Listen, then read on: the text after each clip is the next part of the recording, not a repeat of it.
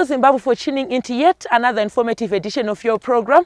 This is Agricultural New Directions, Agribusiness, in support of Vision 2030. Now, you would find that we are at the beginning of the year, the 2024 season, where we are looking at tobacco harvesting. There is a term that they use in tobacco production, which is tobacco reaping, barn loading, and curing. To discuss this and more, I've taken the liberty of inviting Mr. Kavene. He is a tobacco expert here at Kutsaga. He is the head of Field Services Division, working with various stakeholders in our industry to ensure that tobacco production remains lucrative for our Zimbabwean farmers. Mr. Kavene, thank you for joining us today. Thank you, as a welcome. Yes, as we get into this discussion, Mr. Kavene, we are in a field that I would like to believe was established during September 2023, and you used irrigation, and as such, in this very moment, we are looking at tobacco reaping. We also have our reapers in the background who are undertaking reaping and even the loading of the trucks ahead of curing. Can you talk to us in terms of a brief background? Just introduce the episode. When was this established? Under what conditions? And maybe roughly weeks or days to reach this stage that we are at. Thank you very much, Wazanai. As you can see, I will start with the variety of the crop. This KRK 26 ARA. We planted on the 1st of September under harsh conditions. It took us about 12 weeks to get to the first reaping stage. As you can see, right now we are on our 5th reaping. We are almost finishing our reaping here at Kutsaga.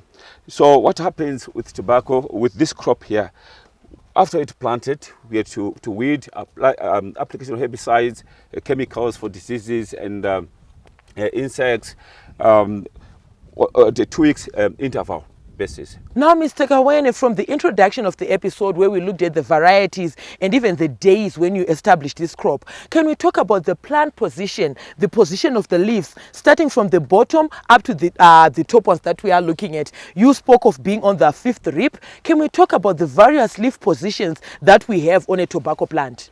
Yeah, generally you find we top our tobacco at 18 leaves. It has got the plant position is comprised of primings, lugs, cutters, lower leaf, upper leaf, and the tip. Okay. In total, we'll get 18 leaves from there. Okay. Now, beginning from the bottom leaves, I understand that that is where reaping begins. Can you just give a brief description from primings, lugs, cutters, leaf, then tips? Just a brief description of these leaves. What do they look like, beginning with the primings? Yeah. Primings are oval shaped, very small, sandy, because they're very close to the soil.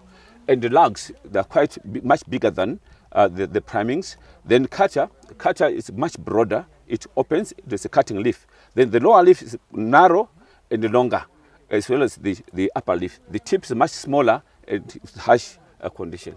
Now, if you look at tobacco production, Mr. Kavene, there are certain terms that we use. There are terms referred to as mottling. Just for the sake of our audience there at home, can you talk to us in terms of the definition of mottling and the conditions that lead to mottling? Yeah, so mottling, we're talking about the body yes. Of the leaf is much thicker. It mottles, meaning that it is matured. That's maturity stage. So it is deemed mottling. So our crop has matured if you're now saying it is mottled. Okay, I want us to talk about issues surrounding handling of the leaves. From reaping, I understand that we have reapers, we have those you refer to as waiters ahead of barn loading. Can you talk to us in terms of issues surrounding handling? To ensure that the leaf is protected and maintenance of quality and quantity up until you reach the curing stage. First and foremost, what is very important here is to understand that every leaf counts. If we start breaking the leaves, we are creating losses. We lose money, we lose the tobacco itself. So it is of paramount importance to handle the leaf with care. TLC takes the charge here, tender loving care. Okay, looking at those that are working with you, I understand that in as much you will be harvesting, you will be reaping, you are also battling suckers. Talk to us about the detrimental effects of suckers even during reaping and the importance of continuous desuckering regardless of harvesting. Suckers, they play an important role in that they reduce weight or leaf weight or our yields. because they'll be using the nutrients as well in competition with the plant, the mother plant itself. So it's very important to remove suckers throughout the season until up the final reaping, so that our leaves, they gain more weight, hence the yield. Okay, looking at this field that we are standing in, it's very clean, and your weed management, I should commend you for that. And even the setup of the ridges, you'd find that they are very intact. You did a good job. Looking at weeds, there is some maybe I wouldn't want to call them misconceptions, but at times where they say that a weed infested field can lead to false ripening of the leaves. Can you talk to us in terms of the relationship between proper weed management and also ripening of the leaves? So what this means is that a field which is infested with weeds, there is competition for nutrients, also competition for light, competition for moisture. So this deprives the plant of all of these important items, nutrients, light, and water. So the plant won't grow properly. So we'll get false ripening because all the users would have used by the weeds. So it is very important to keep the land weed free. Okay, looking at some of the diseases as we round off this segment that might attack the leaves, the tips especially, as we are getting towards the end of harvesting or the end of reaping within this field, you'd find that sometimes the tips, the top leaf, chipurura, each at times might be attacked by certain diseases that might manifest themselves as something that looks like rust, or maybe the cutting and chewing insects might attack these leaves. What are you using in terms of control and ensuring that shijare kumusoro chipura is still protected? Because ndiko kunewe ituku. What are we looking at in terms of control or even capping the risks that come with certain diseases? Yeah, on diseases, I will mention one important disease, angular leaf spot. This is important in that it reduces the quality and as well as the weight of the leaf. On crop protection, we would want to start with Bion at 6 weeks after planting. Bion is not does not treat, but it gives the plant the natural defense mechanism. Okay. So that when the disease attack the plant can fight the disease on its own. Keeping a healthy plant is very important. That's number one. Then at 8 weeks, would come with a fungal fungicide to treat opportunity diseases, Sky, for example, or azoxystrobin duo, or twist. Finally, as we close this segment, Mr. Kavene, I want us to touch on something that is very topical. Pamaripas enyu, a day munhu anokwanisa kuharvesta mitepe mingani, clips mangani. I understand that some use spring clips, some use manipula, some use strings. One reaper anokwanisa kuharvesta mitepe mingani. Migwazo yenyu yakamira sei? Migwazo yedu panapa, what we do, we give one reaper per trolley. As you can see, each trolley carries 156 clips. Okay. So he or she does 150 clips per day. Okay. On that note, viewers, we've come to the end of this first segment. We're going to go on a short commercial break. We'll be right back with this and more in the second segment. Stay tuned.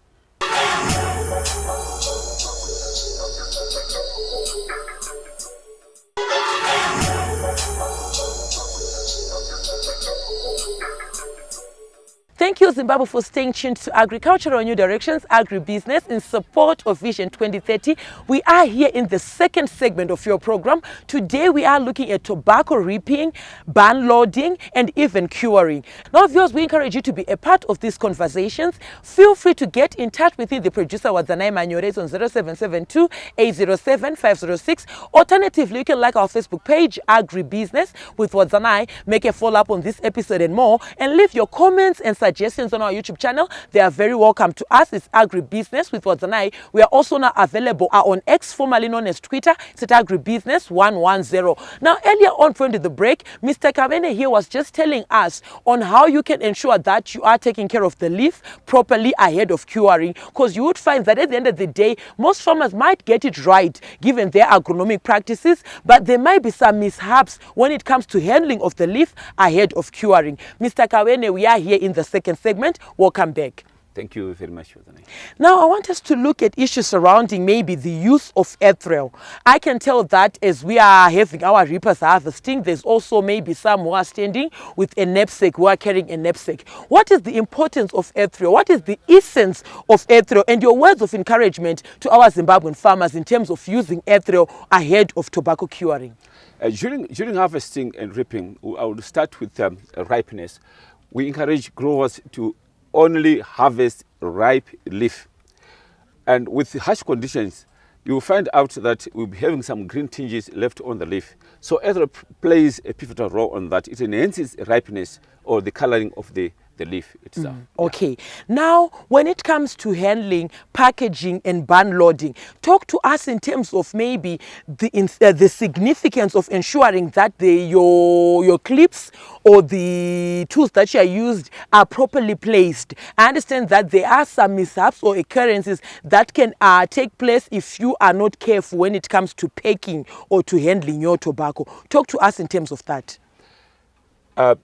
When you are loading your bun, you have to load it uniformly so that air movement is not restricted, because you'll be trying to avoid bun rot and accumulation of moisture within the leaves that will lead to bun rot. So that's a loss to the grower. So you have to load the bun uniformly. Like in this case, we are loading 8, 7, 6, 5. This will give us 156. Okay. Kune sponge inototangira kumunda. Maybe before we go on there, I want you just to explain or define sponge. There is that occurrence that takes place when you are in the field, and also there is sponge that can take place still within the curing facilities. What is sponge? How can it be avoided when you are still in the field? Sponge is the discoloration of the leaf itself. If you place the leaf under the sun, it gets scorched by the sun, you get slate or sun-baked tobacco. That becomes undesirable. And also if you reap or harvest immature tobacco, you will get sponge. So you try by all means to avoid harvesting immature tobacco. Okay, from there, Mr. Kawene, I want us to go on straight to our curing facilities, where we are going to be looking at bun loading, issues surrounding color fixing, and even the curing process itself. We're going to look at that when we move on to the curing facilities. Viewers, stay tuned. Now, Mr. Kawene, we are here standing within a bun. I understand that we might have different modes of curing facilities, but the process of curing itself remains the same. The initial stages of tobacco curing begin with color fixing. Can you talk to us in terms of the process of color fixing, the necessary conditions that are conducive to color fixing, be it the temperatures, be it all the other techniques that you employ to ensure that color fixing is a success? Thank you very much, Wazane. I will take you through the curing stages. We load the bun, then coloring, color fixing, laminar drying, and then mid-rib drying. Okay. Yes, we don't just dry tobacco, but it is a process. Okay. After we've loaded the bun, we have to make sure that there is enough humidity in the bun. In the case of the tunnel, you have to have 85 to 95% humidity to enhance a coloring. Okay. So that we'll be having some enzyme polyphenol in the leaf. So at 95% humidity, they wake up, then they start the coloring process. Okay. Now, in this very segment, Mr. Kawene, we would find that there are issues surrounding the compromisation of your quality if you are not very careful when it comes to curing your leaf. I want us to look at curing disorders that arise as maybe that arise from mismanagement of curing or certain techniques that come with curing. Talk to us on the conditions that lead to runback when you look at your leaf, that lead to sponge, that lead to slate when you look at your leaf. Thank you very much. I'll take you a little bit back. As I said before, you have to reap ripe. Reap ripe, under what conditions? You've got to bring ripe leaf, mature leaf to the bun, okay, to avoid these disorders. During coloring, you have to color at high humidity, as said before. If you color at low temperature, you get some green-foul spot, okay, undesirable spot on the leaf.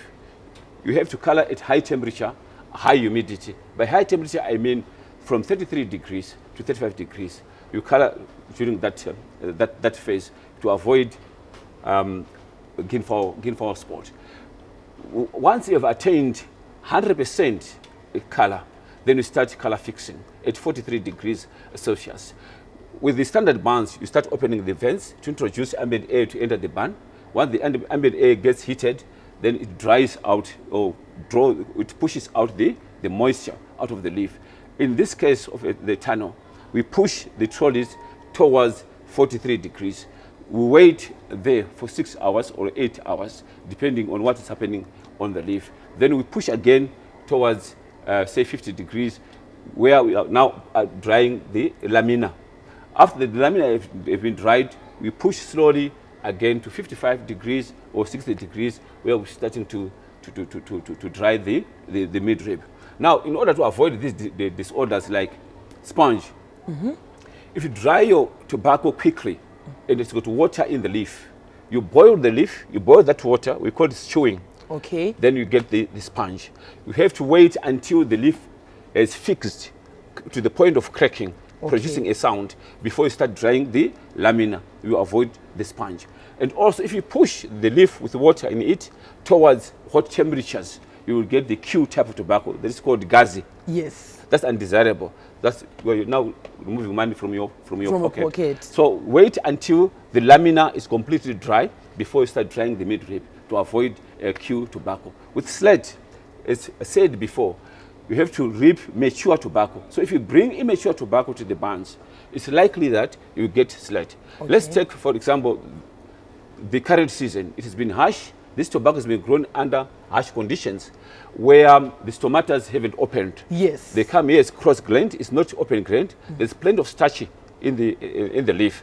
So you need to break down the starchy to sugars. So you have to introduce high humidity, high temperature in order to let the stomatas open so that they start losing the moisture and the wilting at the same time. So if you push that the leaf towards heat, you'll get sponge straight away.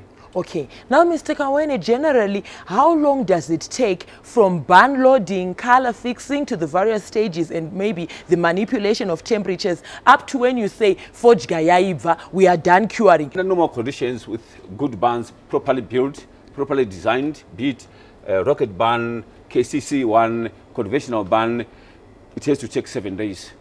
Maximum has to be 7 days. But with the tunnel, it's usually 5 to 6 days. Okay, thank you so much, Mr. Kavene, for enlightening us in terms of the processes that take place from burn loading up to the end of the curing process. On that note, we have come to the end of the second segment. We're going to go on a short commercial break. We'll be right back with this and more in that third and final segment. Stay tuned.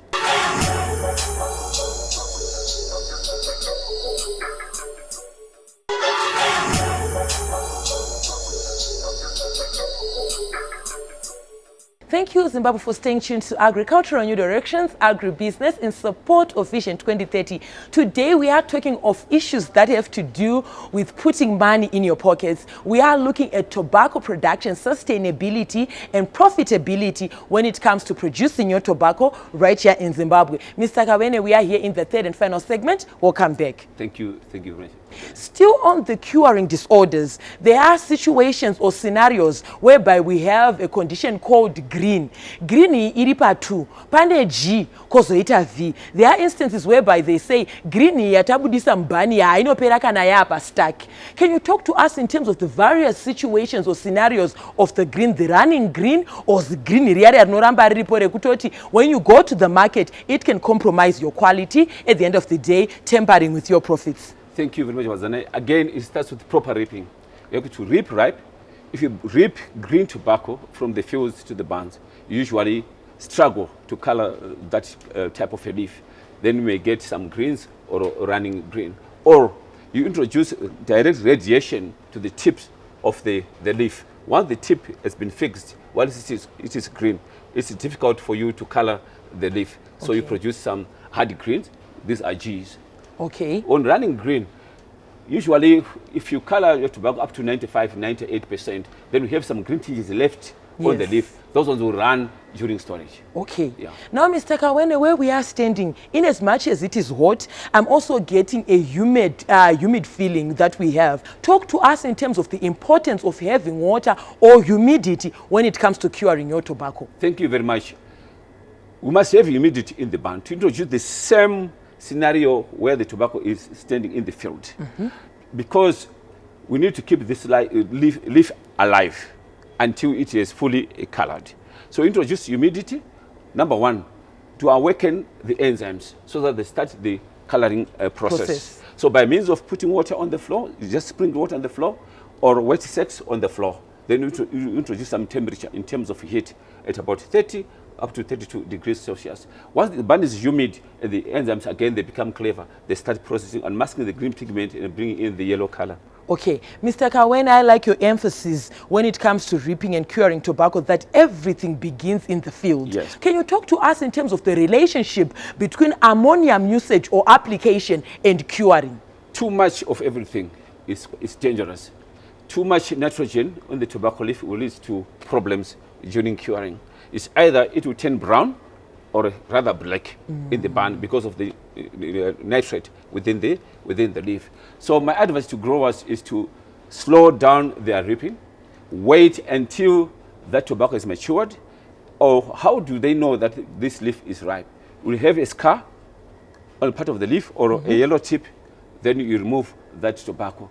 Or you have the velvet feel of the leaf, then you can take it to the bun. And once it is in the bun, slowly color your tobacco. May extend coloring a little bit so that you've got 100% color. Then while your tobacco is also wilting, meaning you're introducing some ambient air a little bit, you open the vents like a quarter, ambient air is in the bun, and you're moving water slowly, and while the leaf is coloring. Talk to us in terms of diligence and vigilance when it comes to curing your tobacco. Thank you very much. Of paramount importance is to make sure that you are in the bun yourself. You are controlling the temperatures yourself. You are talking to the leaf yourself. You have to talk to the leaf. It speaks. It tells you that I'm still fresh, I'm still turgid, but I've colored. And if you are not clever enough, you push that turgid leaf, but with 100% color towards the heat, boom, then you are spoiling the leaf. It has to lose amount of water, maybe 90% of the water must go before start fixing. That's where most of the farmers are failing. And also during reaping, farmers should avoid mixing overripe tobacco with ripe tobacco and immature tobacco on one clip. So mixing plant position rather. You're taking your cutter, mix with the upper leaf, and upper leaf, it hasn't matured, and your cutter has matured. If you mix the two in the bun, so often guru ne liver poto one. You see? So when the liver yaiva, liver becomes bad. Okay. You see, that's the same scenario with tobacco. You have to reap tobacco uniformly from same plant position. Okay, now Mr. Kavene, looking at issue curing, we have scenarios whereby the midrib, musana uyu, the leaf, all of it might be properly cured and dry, but the midrib at times takes longer to dry. But can that scenario be corrected? And before we go on even to correct that, how do you avoid a situation whereby the lamina, the leaf is properly dried, but musana uyu ukaufanya uchurubudisa mvura ruti pka? How do you control that? First and foremost, it's your packing. You must look at your packing. You must pack your bun evenly during loading, evenly, leaving small gaps that are uniform for air movement. Yes. Where tobacco is not packed tightly, hot air will go through nicely, that portion will dry nicely. Where tobacco is packed closely, the air will avoid that passage because it is tightly packed. So those areas, the midrib won't dry. Okay, thank you so much, Mr. Kavene, for taking your time to educate our audience there at home in terms of issues surrounding curing. The curing process is of paramount essence in tobacco production because this is where quality is determined. You might get it right in the field, your leaf might be of good size, favorable size, but when it comes to curing, if you fail, you end up getting poor grades, those that eat into your profits. It was a pleasure having you with us today. Thank you very much for that. On that note, we also have come to the end of this very much edition where we're looking at tobacco reaping, harvesting, curing, and even packaging and handling of your tobacco. From me, your host, Zanai Manyore, I'm also on Instagram, it's W Manyore, and the crew behind the scenes. Have yourselves a fabulous evening. Thank you for watching.